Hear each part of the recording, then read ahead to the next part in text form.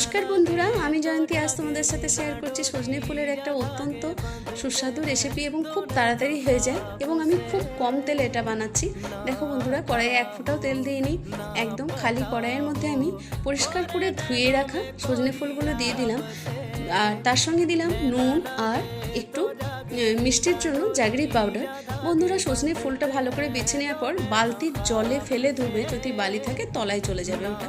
তারপরে ঢাকা দিয়ে দিয়েছিলাম, দিয়ে এরপরে একটু নেড়ে চেড়ে নেব এবং দেখো একটু জল বেরিয়ে গেছে। যদি তোমাদের জল না বেরোয়, মানে ফুলটা যদি শুকনো হয় তো জল বেরোবে না, তাহলে একটু জল দিয়ে দিও।